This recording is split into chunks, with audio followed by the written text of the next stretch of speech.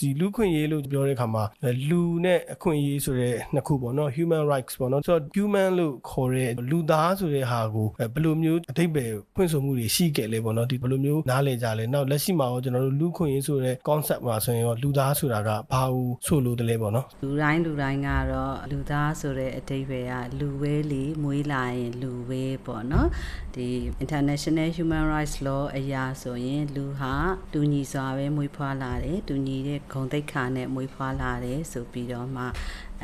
article 1နေမှာကြည့်ပဲပြောထားတာတွေ့ရတယ်ဒါကလူဆိုတဲ့ဖြစ်တည်မှုကိုလေးစားပြီးတော့မှအဓိက article ပြဋ္ဌာန်းချက်အနေနဲ့ထည့်သွင်းလေးရှိတယ်ပေါ့နော်အဲ့တော့ကျမတို့လူတွေကတော့ဒါက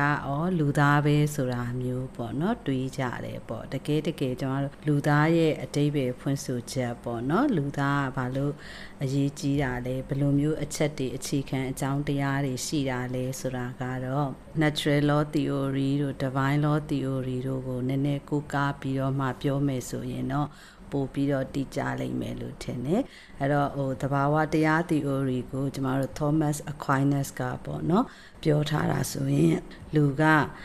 လူသားအဖြစ်နဲ့မွေးဖွားလာတယ်ပေါ့နော်လူသားဆိုတာကသူ့မှာကခံစားချက်တွေရှိတယ်သူ့မှာကဘယ်အရာကကောင်းတယ်ဘယ်အရာကမကောင်းဘူးဆိုတာကိုသူကသိတယ်ပေါ့နော်ဒီလောကကြီးမှာစัจ java လာကြီးမှာနေထိုင်တဲ့အခါမှာလူသားအပြင်အခြားတိရစ္ဆာန်တွေလည်းရှိတယ်အဲ့ဒီထဲမှာပေါ့နော်လူသားကကြတော့အခြားတိရစ္ဆာန်တွေထပ်ပို့ပြီးတော့မှသူကကောင်းတာဆိုးတာအကြောင်းအကျိုးကိုဝေဖန်တတ်တယ်ပေါ့နော်ပိုင်းခြားတတ်တဲ့ဉာဏ်ရှိတယ်ဆိုတာကိုAquinas ကပြောထားတာရှိတယ်